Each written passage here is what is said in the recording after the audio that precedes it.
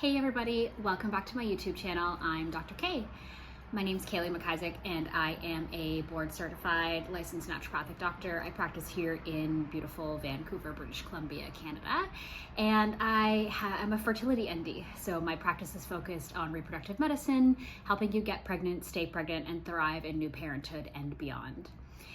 Today, we're going to just start diving into diet and your fertility. So what are the ways that you can sort of choose your meal timing, your meal composition, and certain foods that specifically really help to support healthy hormone balance, reduced inflammation, really promoting healthy egg quality, healthy sperm quality, and your ability to fall pregnant.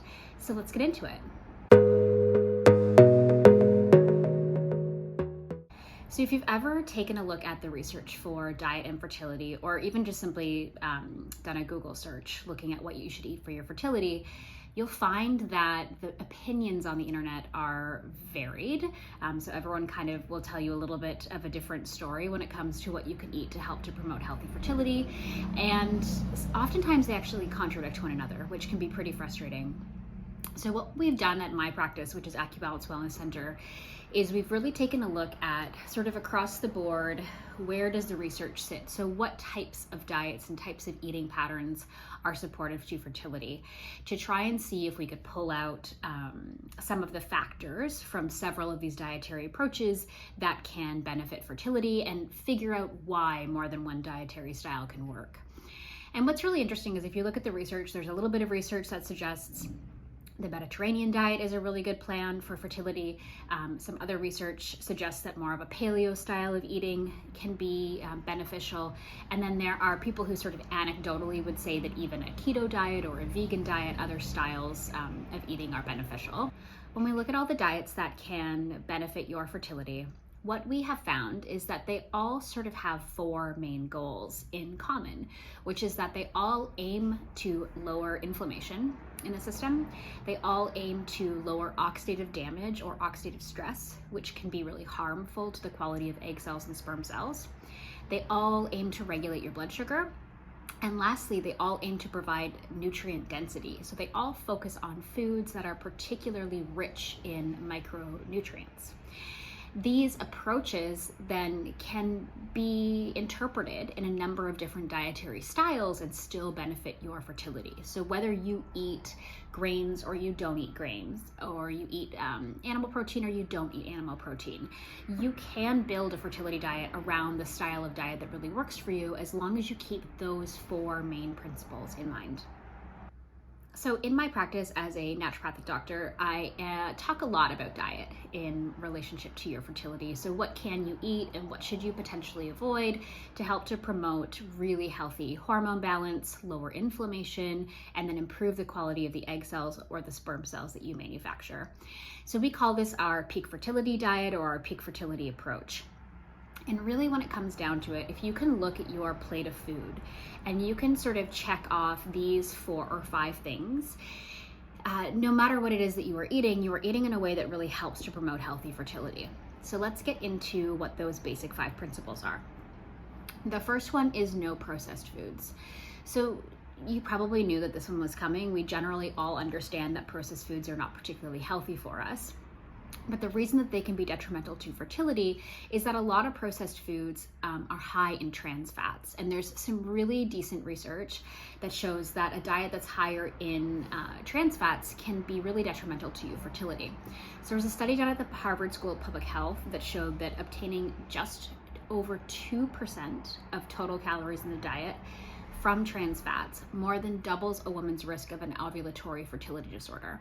So a 2% change can make actually a pretty significant difference in whether or not you ovulate regularly, which of course helps you fall pregnant. So we're avoiding things like trans fats when we avoid processed foods. We are also avoiding really poor quality and damaged oils. So a lot of processed foods will use highly processed oils in their cooking methods and in their packaging processes. So things like canola oil, sunflower oil, safflower oil. unless they are expeller pressed, which very often, if you look at the label for a processed food, they are not expeller pressed, they're not organic. These oils have been processed at really high temperatures, and because they're seed oils, they can get damaged really easily. They lead to a lot more oxidative stress in your body, which damages egg cell and sperm cell membranes. So by just pulling out that category of processed foods, we're avoiding the trans fats, we're avoiding the processed inflammatory oils, and then we're also often avoiding refined flours, which actually brings me to rule number 2. Rule number 2 is no refined flours. So that means we are really reducing or cutting back on any bread, pasta, baked good, anything that's been manufactured out of a refined flour, especially refined grain flour. So that means wheat flour, but really it broadly sort of applies to anything that's been processed into a flour, because it changes the way that we digest and it changes our blood sugar response to the foods that we are eating. So one of our principles back to the beginning was to stabilize our blood sugar. When we pull out the refined flours, it allows our body to maintain a more even and stable blood sugar throughout the day. Rule number 3 on the program is no added sugar. For similar reason as rule number 2, we don't want your blood sugar spiking and valleying all day long. We call that the blood sugar roller coaster. From a metabolic health perspective, that's not ideal, but also from a hormone balance perspective. When your blood sugar spikes and drops, your insulin spikes and drops. And as a hormone, your insulin talks to the other hormones in your system, and that can lead to further imbalance of things like estrogen production and progesterone production. So we pull out any added sugar, mostly for that reason. Also because added sugars will influence the makeup of the microbiome in the gut, which we're going to talk about in another video. Microbiome has a really significant impact on your fertility. Rule number 4 is to say yes to lots of vegetables, healthy fats, and healthy proteins. Ideally, we want 50% of every plate of food that you are eating to be vegetables. So brightly colored fruits and vegetables would both count. So we think about things that are non-starchy, like asparagus, tomatoes, leafy greens, mushrooms, eggplant, anything that's sort of like non-starchy and brightly colored, you ideally want to have as 50% of the plate of food you're eating. The next 25% of your plate, you ideally want to be a healthy protein source. And that can be animal protein sourced, as long as it is of the highest quality that you can find and afford. So we prefer grass-fed, organic versions of things like chicken, beef, lamb, and then wild-caught fish. If you are a vegetarian or a vegan, you want to select a couple of different protein sources to make sure you're getting an adequate amount of protein. But this is where things like beans, nuts and seeds, quinoa technically counts as a grain, so I wouldn't count that as a protein source particularly in your meal. But organic tempeh could be another option. With vegetarian and vegan, we do have to combine a couple of different sources to make sure that you are getting adequate of all of the essential amino acids, adequate intake. The last 25% of your plate of food would be a healthy carbohydrate. So we're not doing refined flours or added sugars, but this would be things like your starchy vegetables, so sweet potatoes, squash, potatoes. It also could be a whole grain that you've cooked yourself, like brown rice, buckwheat, millet. Quinoa would count here as well. So if there are whole grains that you are eating on your diet, you would keep that to about 25% of your plate. With every plate of food that you make every single day, 3 times a day, you ideally want there to be a healthy source of fat as well. Fat is really king when it comes to your fertility because our body utilizes dietary fat to make hormones, and we also use really healthy fats to make cell membranes as well. So high quality cells come from high quality fats in the diet. This would look like a half of an avocado or a half of a cup of nuts and seeds. It could also look like a couple of tablespoons of a homemade dressing that you've made with olive oil. You could also just drizzle olive oil over your food. For cooking, we prefer avocado oil, coconut oil, ghee, which is a clarified butter. Those are all really great options to help with hormone balance and cell quality throughout the system.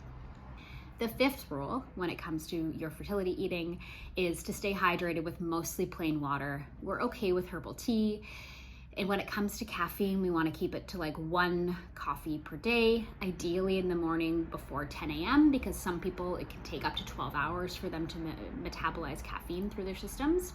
And higher amounts of caffeine, so more than 2 cups of caffeinated coffee per day, has actually been associated with miscarriage. So we want to keep it to 1 cup a day if you're going to have coffee at all. The very last rule, which is kind of a 6th rule, but it's just kind of something to keep in mind in general when it comes to eating for your fertility, is this idea of there being balance in the system. So we call this the 80-20 rule.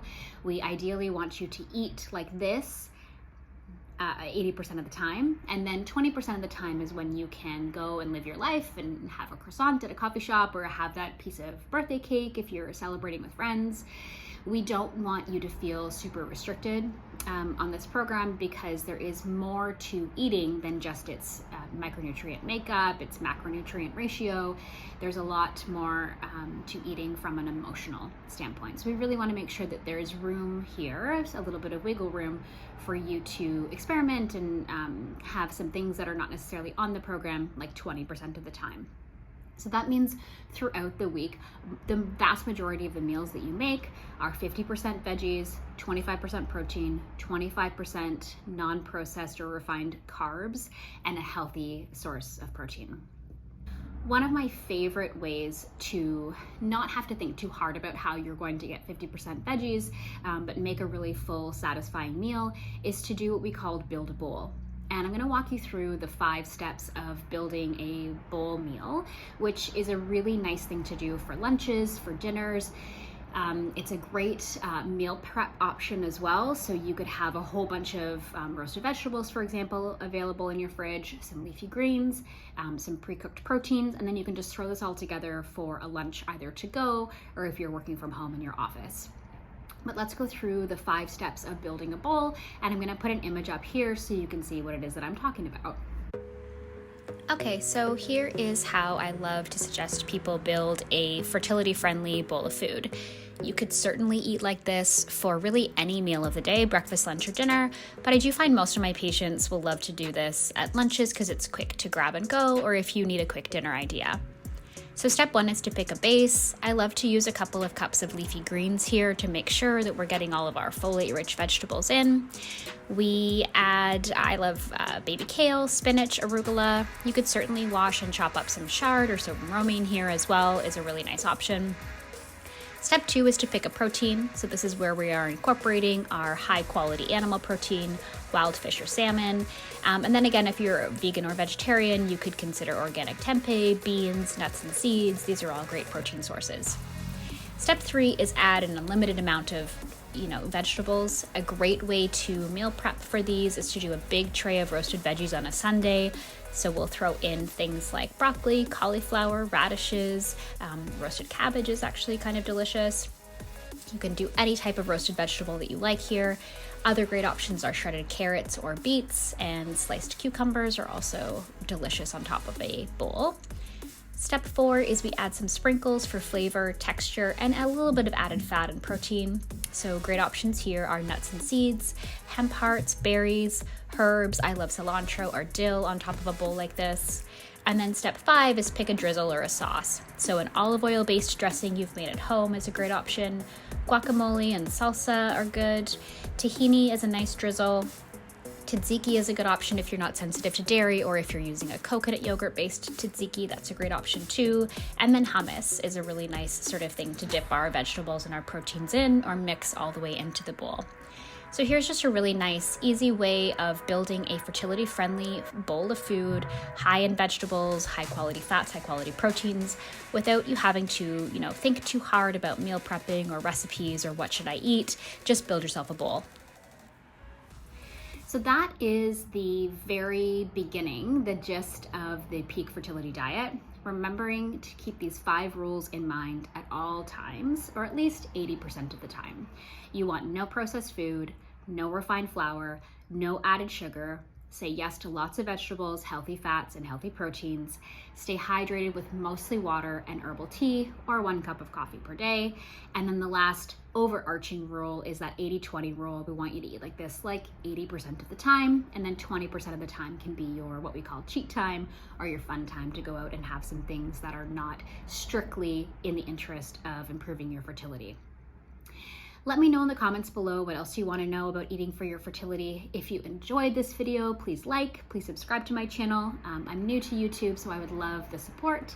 And yeah, let me know what else you want to know about. Thanks so much for being here with me today, and I can't wait to see you next time.